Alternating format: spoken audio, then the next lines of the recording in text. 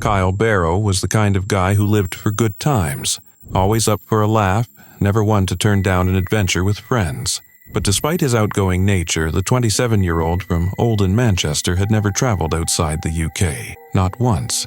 He had spent years dreaming about packing his bags and heading somewhere exciting, but life always seemed to get in the way. That was until a spontaneous opportunity came knocking, thanks to his best friend of 10 years, Cal. Was this trip planned months in advance? Absolutely not. It was a last-minute, why not decision. The best kind, really. They weren't even sure why they picked Turkey of all places. Maybe it was the beaches, maybe it was the adventure sports, or maybe they just liked the sound of it. Either way, they were going, and they were going big. Jet skiing? Check. Parasailing? Definitely. Laughing until their stomachs hurt? Guaranteed. This was their chance to finally tick off some bucket list items and make memories they'd be telling stories about for years. On June 6, 2023, Kyle and Cal landed in Turkey, buzzing with excitement. They headed straight to Manavgat, a place famous for its waterfalls, scenic views, and just the right amount of chaos for two guys looking for an adventure. The plan was simple: have the time of their lives. The next day, in true tourist fashion, they decided to explore the town like locals, on mopeds. Seemed like a great idea at the time. There was just one small problem. Kyle had never ridden one before. No experience, no training, and, crucially, no helmet. But when you're on holiday, logic often takes a back seat to excitement. So, off they went, cruising through the streets, the warm breeze in their hair, feeling like kings of the road. Cal led the way, Kyle followed closely behind, and for a while, everything was perfect. At one point, Cal checked his mirror and saw Kyle laughing. Clearly, he was loving every second. But when he glanced back again, Kyle was gone. Just gone. Panic set in. Cal immediately turned around and retraced their path, his heart racing. And then he saw it. Kyle, lying motionless in the road, blood pooling around him. It was a sight Cal would never forget. His best friend, who had been laughing just moments ago, was now at the center of a nightmare. A lorry had stopped nearby, leading Cal to suspect it had something to do with the crash. But the details were hazy. What exactly had happened? Had Kyle lost control? Had he hit something? The questions raced through Cal's mind as he ran to his friend's side, screaming for help. Cars passed by, but no one stopped. It was as if the world had kept moving, while theirs had come to a standstill. Then, finally, an ambulance arrived. Relief, right? Not quite. In what can only be described as a shocking moment, a paramedic took one look at Kyle and then drove off without helping him. Yes, drove off. Cal couldn't believe what he was seeing. He was left on the roadside, helpless, holding on to his best friend and praying for another ambulance to show up. 15 agonizing minutes later, help finally arrived, and Kyle was rushed to the hospital. Doctors did everything they could, but his injuries were severe. Cal, pacing the hospital halls, made the gut-wrenching call to Kyle's family, hoping for a miracle. But despite all efforts, Kyle didn't make it. A post-mortem conducted by Dr. Emil Salmo confirmed multiple injuries, including a fractured spine. Local police claimed Kyle had crashed into a palm tree, something Cal immediately doubted. It didn't add up. Whatever had truly happened that day remained unclear. The only certainty was that Kyle's life had been tragically cut short. Getting him home wasn't easy. His family, girlfriend Hannah, and friends had to crowdfund to cover the cost of flying him back and arranging his funeral. The financial burden was heavy, but their determination was stronger. They weren't about to let Kyle's story end without a proper farewell. Tributes poured in from all corners. Friends described him as a legend, the guy who brought everyone together, the one who could turn even the dullest night into an unforgettable one. Some even got tattoos in his honor, because what better way to keep his memory alive than by permanently inking it on their skin? Kyle's trip was supposed to be about adventure, laughter, and crossing things off his bucket list. Instead, it became a heartbreaking reminder of how fragile life can be. But if there's one thing his friends and family made sure of, it's that Kyle's legacy didn't end on that road in Turkey. It lives on in the stories, the laughter, and the memories of a man who truly knew how to live. On October 25, 2023, in Indonesia's Limpakuwus Pine Forest, the Gayung Bridge, an eye-catching glass-bottom walkway held up by two massive golden hands, was a hotspot for thrill-seekers and selfie enthusiasts. Suspended 10 meters above the forest floor, its transparent panels gave visitors the illusion of walking on air, making it a must-visit attraction. That Wednesday morning, 11 tourists from Cilacap, Central Java, stepped onto the bridge, ready for a scenic stroll. Everything seemed normal as they admired the breathtaking view beneath their feet, until, in a heart-stopping moment, disaster struck. At around 10 a.m., a glass panel suddenly shattered, sending 4 people plunging down. Their screams filled the forest as chaos erupted. 2 of the victims managed to grab onto the bridge's frame, hanging on for dear life, while onlookers rushed to pull them back to safety. Another tourist, who had also fallen, miraculously climbed back onto the bridge. But tragically, one victim wasn't as lucky. When rescuers reached them on the forest floor, they were already gone. The entire scene was caught on video, turning what was meant to be a fun outing into a horrifying spectacle. As investigators pieced together what had gone wrong, it became clear that this wasn't just a freak accident. It was the result of gross negligence.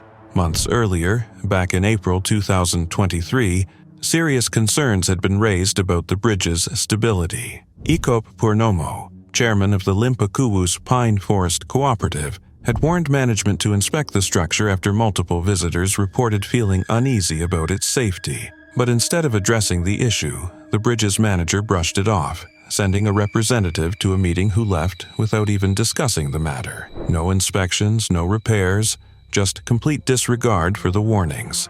The consequences of that inaction were now painfully clear. As the investigation deepened, local authorities sealed off the bridge as a crime scene, temporarily shutting down the entire Limpakuwus Pine Forest for safety checks. What was once a tourist magnet had now become the center of a national scandal. The incident also reignited debate over the rising popularity of glass-bottom walkways. While these attractions offer a unique thrill, they come with serious risks if not properly maintained. Tourists step onto them, trusting that safety measures are in place. But as this tragedy proved, that trust can be dangerously misplaced. And this wasn't the first time a glass bridge had made headlines for all the wrong reasons. In 2021, a man in China was left clinging to the side of a damaged glass walkway after strong winds shattered multiple panels beneath him. Though he was rescued, the incident was a chilling reminder of the dangers posed by poorly designed or maintained structures. In the case of the Gayung Bridge, it wasn't a natural disaster that caused the collapse. It was sheer negligence. Multiple visitors had even voiced concerns on social media, yet their warnings went ignored.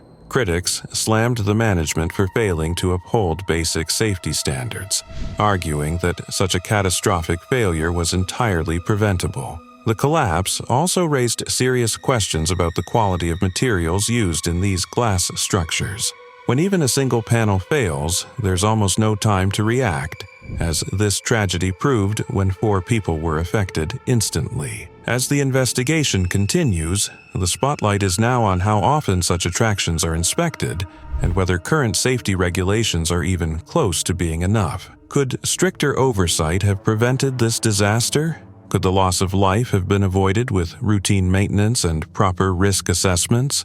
Unfortunately, those answers have come too late for the victims. But one thing is clear. This tragedy has sparked urgent calls for tighter regulations and more rigorous inspections, especially for high-risk tourist attractions like glass walkways.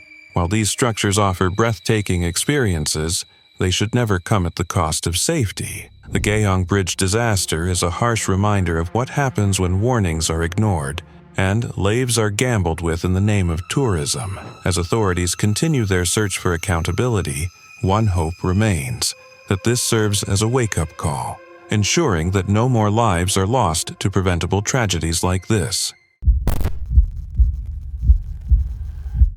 In the summer of 2017, Bakari Henderson was ready to celebrate, big time. Fresh out of the University of Arizona with a degree in finance and entrepreneurship, this 22-year-old from Austin, Texas, was about to launch his own clothing line. But before diving into the business world, he wanted one last carefree adventure. And what better place than Zakynthos, Greece? This dreamy island in the Ionian Sea was famous for its crystal-clear waters, hidden cliff diving spots, and legendary nightlife. It was the perfect setting for a well-earned vacation with his friends.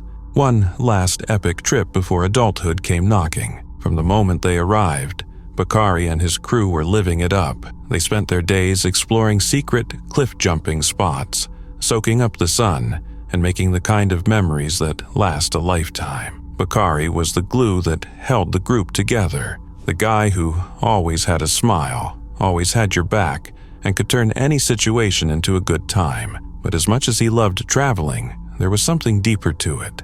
Being a young black man in America came with its own set of challenges, but overseas, he felt free, like he could just exist without worrying about the invisible rules that seemed to follow him back home. One night, after another adrenaline-fueled day, Bakari and his friends decided to hit up Laganas, the island's ultimate party zone. This place was packed with bars, clubs, and tourists from all over the world, all looking for a night they'd never forget. The energy was electric, and the group was ready to let loose. At one of the clubs, a Serbian waitress invited them inside, and Bakari struck up a casual conversation with her. They even took a selfie together, just an innocent moment, or so it seemed.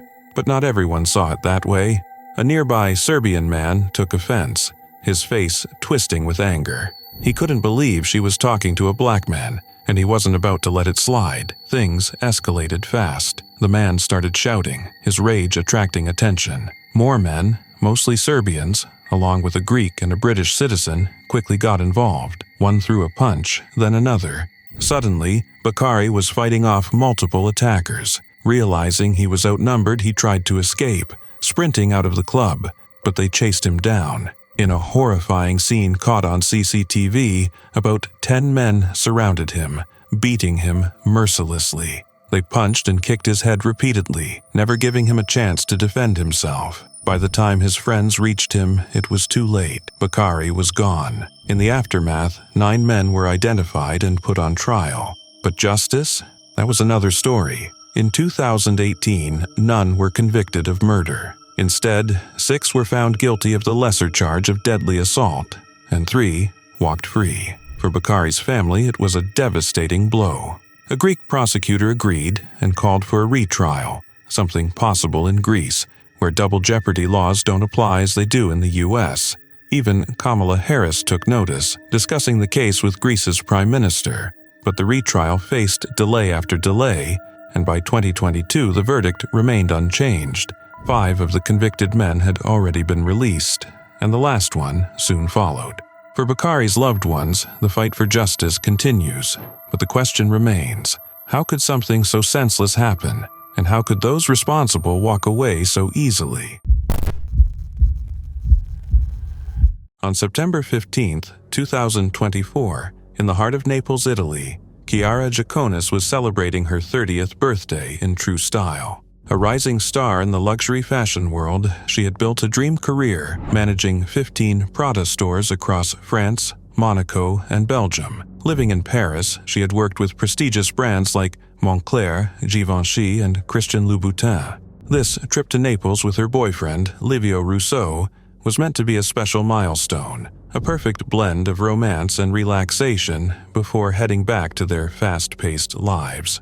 That afternoon, the couple took a final stroll through the lively Spanish quarters, soaking in the vibrant energy of Naples.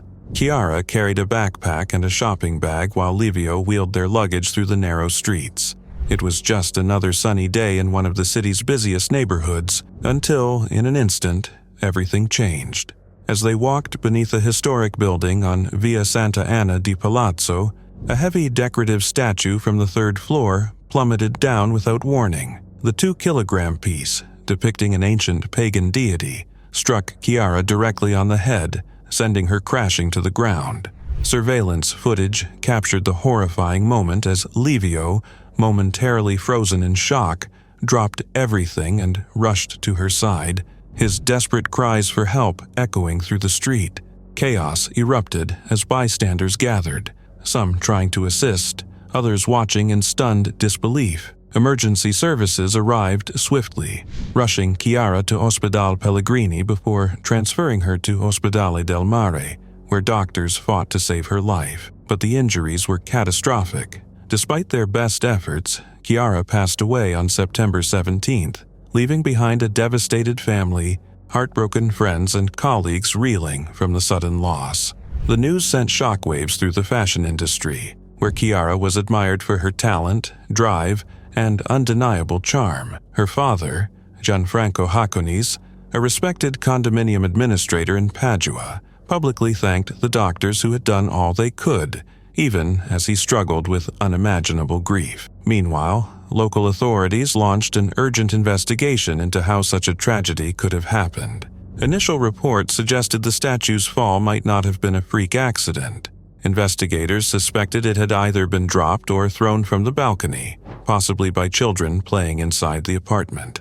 Police, working alongside the Naples prosecutor's office, opened a case for involuntary manslaughter, questioning the apartment's occupants and examining whether negligence or something more sinister was to blame. With multiple people, including minors, present at the time, authorities were left to untangle the circumstances behind the fatal fall. In the days following Chiara's passing, Naples became a city in mourning. The Spanish quarters, normally bustling with life, fell into a solemn hush as residents, tourists, and local officials gathered for a candlelight vigil in her honor. Naples Mayor Gaetano Manfredi expressed his condolences, calling the incident a deep sorrow, while Veneto's governor, Luca Zaia, reflected on how everyone had clung to hope for Chiara's survival. But beyond the grief, the tragedy raised urgent questions about public safety and the aging infrastructure of Naples' historic buildings.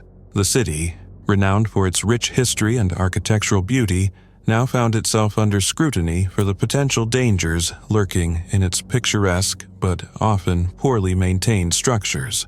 Residents began demanding accountability, calling for stricter inspections and maintenance regulations to prevent another senseless loss.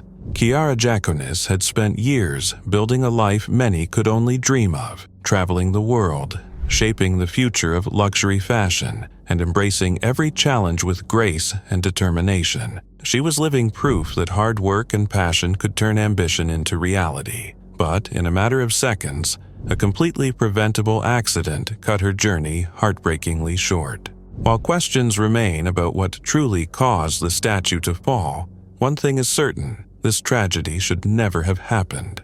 Chiara's story is now a painful reminder of how fragile life can be, but those who loved her refused to let her memory fade. Through their grief, they will continue to honor her legacy, one of ambition, resilience, and an unshakable love for the beauty in life. 17-year-old Mike Mansholt was the kind of teenager who craved adventure. Whether it was paddling through the rugged waters of the Yukon River with his dad or setting off on solo trips, he lived for the thrill. So when he jetted off to Malta in the summer of 2016, it was supposed to be another exciting chapter in his journey toward independence. This was his first vacation alone. No parents, no family, just him, his rented bike, and a GoPro to capture every moment. His girlfriend was also in Malta for a language course, and they enjoyed a few fun-filled days together before she flew back to Germany. But Mike wasn't done exploring. With his gray backpack, a few €100, a power bank, a straw hat, and his trusty GoPro, he was ready to make the most of his time. On the morning of July 18, 2016, he sent his dad a WhatsApp voice message, chatting about the steep roads and promising to send a photo soon. Then he set off on his rented bike. That picture never came. A day passed.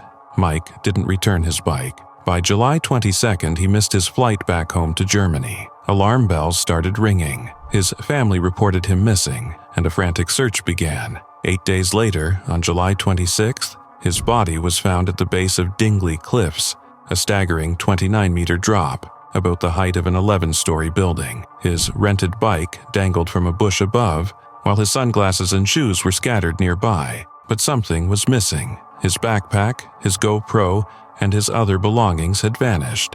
Authorities quickly labeled it an accident, claiming Mike had fallen. His father, Bernd Mansholt, was taken to the scene, where he was told Mike had broken his back in 2 places.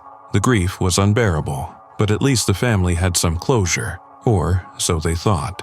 When Bernd visited the morgue, expecting to confirm the details of his son's tragic fall, a disturbing truth emerged. There were no fractures on Mike's body. The bike, supposedly involved in a high fall, had only a flat tire and a slightly misaligned seat, hardly the damage one would expect from such a great height. Then came the even more shocking revelation. Mike's organs were missing. When his body was returned to Germany for a second autopsy, it was discovered that only his left kidney, diaphragm, spleen, and large intestine remained. His body weighed just 32 kilograms, 70 pounds, and despite Maltese authorities insisting he had been embalmed, German specialists found no evidence of it. Even more bizarrely, there were no signs of rodent bites or natural decomposition that would explain the missing organs. The contradictions kept piling up, and with each answer more questions arose.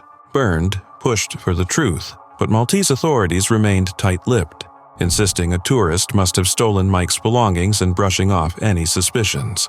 It wasn't until April 2018, nearly 2 years later, that Bernd was finally given access to the full case file. Yet, the official conclusion remained unchanged. Mike had simply fallen. German prosecutors suggested trees might have softened the impact of his fall, explaining the lack of severe injuries. But this still didn't explain the missing organs or the conflicting reports. Determined to uncover the truth, Bernd returned to Malta time and time again, demanding answers. In 2021, he even took legal action to push for a European investigation order. And yet, to this day, the mystery remains. What really happened to Mike Mansholt?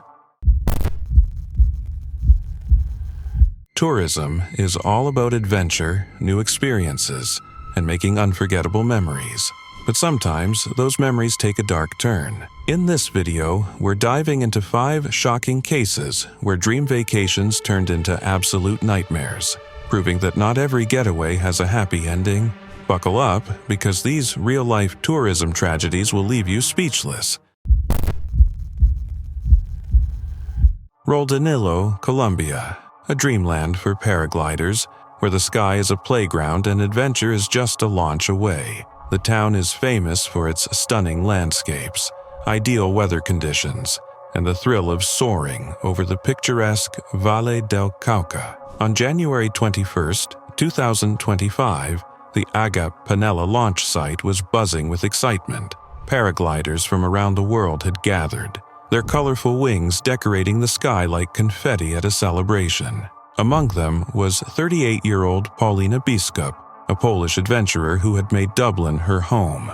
Paulina was the kind of person who couldn't resist the call of adventure. A Trinity College graduate, she had built a life in Ireland, but her spirit belonged to the open skies and distant horizons.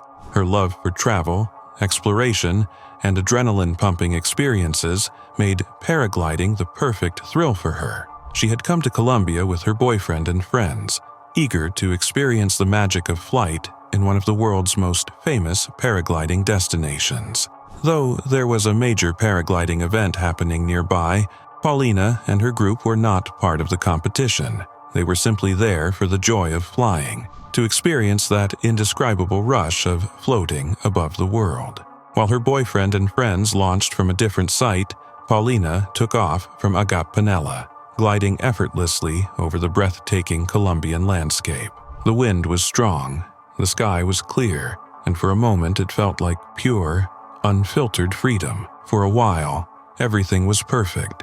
The wind in her face, the vast expanse of green valleys below, and the exhilarating sensation of weightlessness.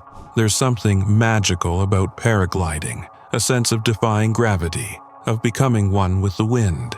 Paulina, with her fearless spirit, was in her element, enjoying every second of her airborne adventure. But, as any experienced paraglider knows, the skies can be unpredictable. In a matter of seconds, the dream turned into a nightmare. Powerful gusts of wind suddenly disrupted the calm, sending Paulina's parachute into a chaotic dance. The once friendly breeze transformed into a force of nature, pulling her off course and making control nearly impossible. The joy of flight quickly turned into a desperate struggle. Paulina fought to stabilize her chute, but the turbulent winds had other plans. Her parachute twisted, the cords tangled, and gravity began to reclaim its hold. In those harrowing moments, what had started as a breathtaking adventure became a terrifying descent. Despite her efforts, the powerful winds proved too much. In a tragic turn of events, Paulina's flight came to an abrupt and devastating end. The accident sent shockwaves through the paragliding community, a stark reminder of the risks that come with the thrill of the sport. The very skies that had given her so much joy had, in an instant, become the setting for an unthinkable tragedy. News of the accident spread quickly, leaving those who knew Paulina heartbroken. Her adventurous spirit, her love for life, and her courage to embrace the unknown made her someone who truly lived every moment to the fullest. Though she is gone, her memory remains in the stories of her adventures, in the places she explored, and in the skies she loved so much. Rol de Nilo, for all its beauty and thrill, now carries the memory of that fateful day, a reminder that while adventure is exhilarating, nature always holds the final say. For over a decade, Thailand's Koh Tao Island has been wrapped in an eerie mystery, earning it the grim nicknames Death Island and Murder Island after at least 11 tourists met untimely and unexplained ends. But despite its spooky reputation, 31-year-old Theo Bailey and his longtime girlfriend, Chantal Zeri, decided to roll the dice and take a vacation there in March 2024. The couple, seemingly unaware, or perhaps unfazed, by the island's dark history, were last seen enjoying drinks at a buzzing local bar. The party scene was straight out of a wild travel brochure. Tourists laughing over bucket-sized cocktails, some inhaling hippie crack, aka nitrous oxide, others dancing like they had no tomorrow. And then, just like a plot twist in a horror movie, Bailey vanished without a trace. One moment, he was part of the festivities. The next, he was gone. No one could pinpoint exactly when he slipped away, and whether he told anyone where he was going remains a mystery. But what's certain is that as the night faded and the music stopped, Bailey was nowhere to be found. The search for him ended the next afternoon, but not in the way anyone had hoped. Instead of a sheepish, hungover Bailey stumbling back with a wild story to tell, his lifeless body was found lying in a shallow drainage ditch near the Rocktopus Diving Center by Siri Beach. From the state of things, it was clear he had been there for hours, meaning he likely died while the party was still raging on. Even eerier, his phone was missing. Whether stolen or lost remains unclear. Authorities wasted no time launching an investigation, blocking off the area to preserve evidence while forensic experts combed through the scene. Bailey's body was transported to a hospital for a detailed examination. Yet, frustratingly, the results of his autopsy have yet to be made public. And then came the head-scratcher. Despite the ominous circumstances surrounding his disappearance and death, Koh Tao Police Superintendent Lieutenant Colonel Chuk Chae Suech told reporters that no foul play was suspected. According to the official version of events, Bailey simply wandered off, accidentally fell into a shallow waterway, and tragically lost his life. With no signs of violence and no arrests made, the case was quickly ruled an unfortunate accident. While authorities seemed content with their conclusion, Bailey's girlfriend was left shattered. Heartbroken and grieving, she took to social media with an emotional tribute, calling him her best friend, her angel, and the love of her life. 10 years together would never be enough, she wrote, promising to carry his memory with her forever. She reminisced about their silly adventures and cherished moments, a heartbreaking reminder that her world had changed overnight. But outside of her grief, whispers of conspiracy swirled through online forums and expat communities. Koh Tao, after all, has a murky past riddled with unsolved deaths, suspicious disappearances, and allegations of cover-ups. Some believe the island's powerful local figures have a vested interest in keeping its lucrative tourism industry untouched by scandal, brushing such cases under the rug to avoid bad press. Could Bailey's case be another one of those conveniently closed files, or was it truly just a tragic accident? In the end, the truth about what really happened to Theo Bailey may never be known. Koh Tao's shadowy reputation remains intact, and for every question that lingers, there are no real answers. Tourists still flock to its sun-kissed shores, blissfully unaware, or choosing to ignore, the eerie legacy that lingers beneath the paradise exterior. Perhaps some stories are meant to stay buried, much like the secrets of Death Island itself. It was September 6, 1988, in Kenya's Masai Mara Game Reserve, a breathtaking wilderness teeming with wildlife and, tragically, the site of one of the most chilling unsolved mysteries. Julie Ward, a 28-year-old British wildlife photographer from Bury St. Edmunds, Suffolk, had been on an adventure across Africa for 7 months, capturing the raw beauty of the continent. She was just a week away from returning home, but fate had a cruel twist in store. The day before, her vehicle broke down while traveling with her Australian friend, Dr. Glenn Burns. He set off for Nairobi to get help, while Julie stayed at the Mara Serena Lodge. By morning, with her car repaired, she drove to Sand River Camp to collect her camping gear, and then vanished.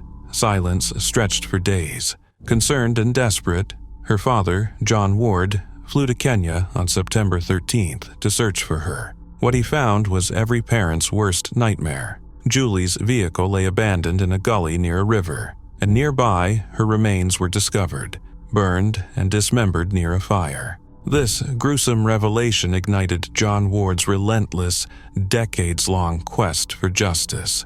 At first, Kenyan officials came up with wild explanations. Maybe a lion attack, maybe lightning, but John wasn't buying it. His investigation uncovered something far darker. There were no animal bite marks, no signs of a lightning strike. Instead, forensic evidence showed Julie had been cut up with a sharp blade. A British pathologist later confirmed the worst.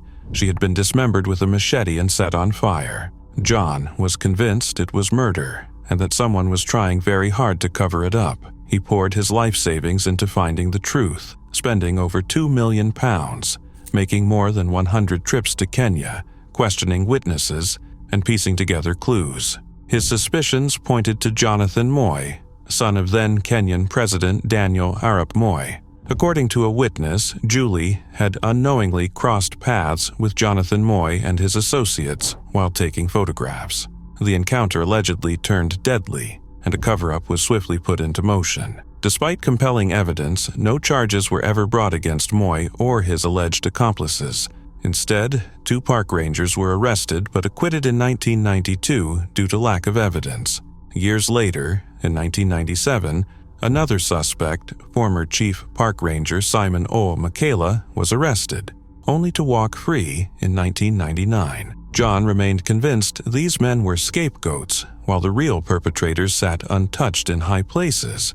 Determined not to let Julie's case fade into obscurity, John sought help from British authorities, and even MI6, hoping to force Kenyan officials to act.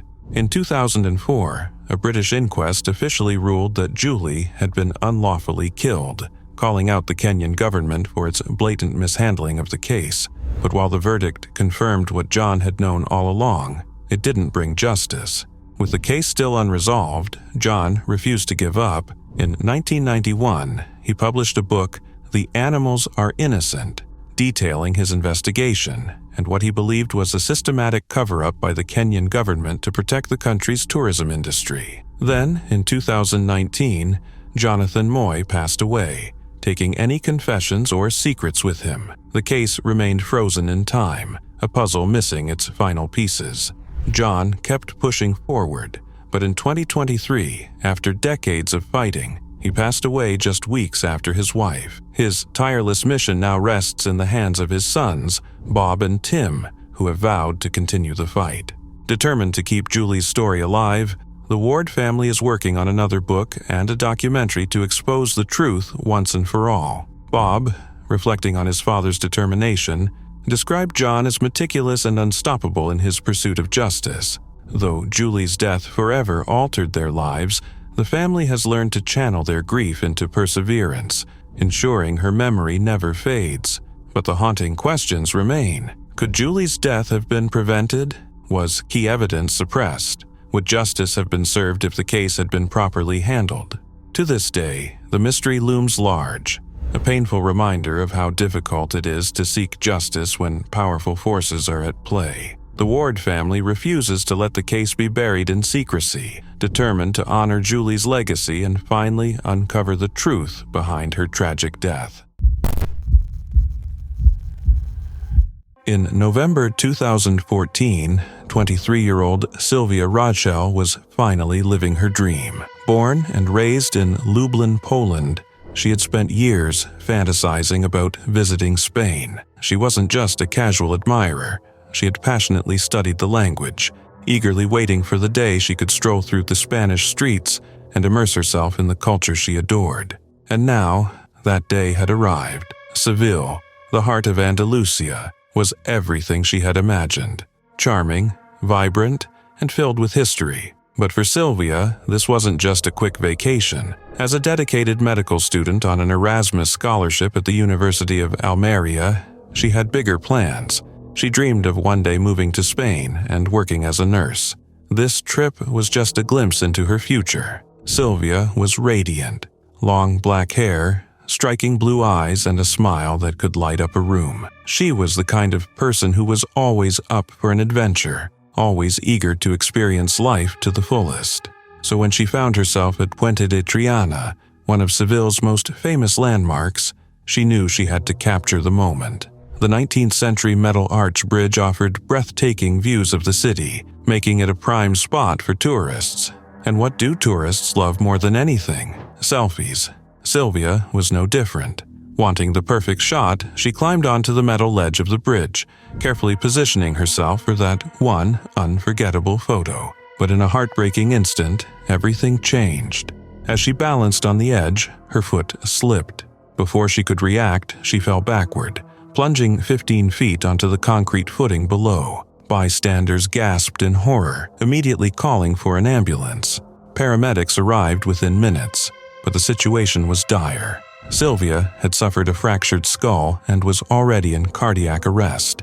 They managed to revive her and rushed her to the Hospital of Traumatology, fighting to save her life. But her injuries were too severe. Despite their best efforts, Sylwia Radzel passed away, leaving behind shattered dreams and a heartbroken family. Her parents were devastated. Their daughter had been so full of life, ambition, and love for Spain, only for her journey to be tragically cut short. But Sylwia's story didn't just leave her family grieving, it also left the city of Seville reflecting on safety measures. Her accident prompted authorities to rethink pedestrian safety, particularly along the city's scenic boulevards. While nothing could undo the tragedy, her story served as a reminder of the risks people take for the perfect photo. In the end, Sylwia's dream of experiencing Spain came true, but at a heartbreaking cost.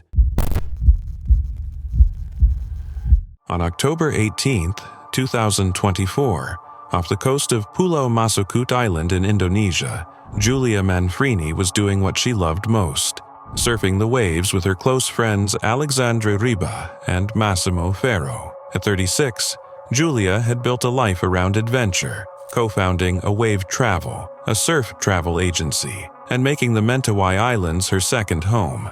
Originally a professional snowboarder, she had long traded snow for the sea, chasing waves across the globe. That morning, as the trio surfed near the southern part of Cut Island, something completely unimaginable happened. Out of nowhere, a swordfish launched out of the water, striking Julia in the chest with its razor-sharp bill, piercing 5 centimeters deep. Her screams cut through the crash of the waves, sending her friends into instant action. They fought to keep her afloat, but the ocean wasn't making it easy. Battling the swells, they managed to get her back to shore, where a doctor in the group desperately tried to save her, but the injury was catastrophic. The swordfish's strike had landed dangerously close to her heart, and despite all efforts, Julia was unresponsive. She was rushed to the Pepe Pasakiat Tailelu Health Center, but there was nothing more that could be done. She was gone, leaving behind a stunned and heartbroken community. News of Julia's tragic death rippled through the global surfing world like a rogue wave. This was the kind of accident no one could have seen coming. Swordfish attacks on humans are virtually unheard of, more like something out of a bizarre ocean myth than real life. In fact, the only other similar case on record was in a 2007 report from the Asian Journal of Surgery, where a man was fatally struck while fishing. But for a surfer, this was a first, and it made the loss even more shocking. Julia wasn't just another surfer. She was the heart and soul of the community. Her co-founder at Awave Travel, James Coulston, poured his grief into a tribute, calling her the driving force behind their company. He spoke of her boundless enthusiasm, her fearless spirit, and the way she lived every moment with passion. Social media was flooded with tributes from her 22,000 Instagram followers, all remembering her as a bright, adventurous force of nature. Fabio Giulivi, the mayor of her hometown, Venaria Reale in Italy, called her loss devastating. But to those who knew her best, Julia wasn't just a talented surfer. She was a mentor, a friend, a connector of people, someone who could turn strangers into family through her love for the ocean. The Mentawai Islands, with their legendary waves and untouched beauty, were where Julia felt most alive. She had always spoken about her deep connection to the sea, never shying away from its dangers. She especially loved Naz, a wild and remote surf spot where she could spend endless hours chasing the perfect wave. For her, surfing wasn't just a sport, it was a way of life, a communion with nature, a pursuit of something bigger than herself. Her death, as surreal and tragic as it was, only underscored the unpredictable power of the ocean. Why did the swordfish leap? Could it have been avoided? No one will ever know. But those closest to Julia aren't dwelling on the unanswerable questions. Instead, they are holding on to the legacy she left behind, the adventurous spirit, the infectious energy, the courage to embrace life's wildest moments. Julia Manfrini's story is a reminder that life, like the ocean, is both breathtakingly beautiful and wildly unpredictable. She lived on her own terms, chasing waves, building a community, and spreading joy wherever she went. While her passing leaves an unfillable void, her memory is carried forward by the people she inspired. Her friends, family, and fellow surfers will remember her not for how she left, but for how she lived, with passion, courage, and an endless love for the sea. In the rhythm of the waves and the laughter of those she touched, Julia Manfrini will always be there, a fearless woman who rode life's currents with grace and left behind a legacy that will never fade.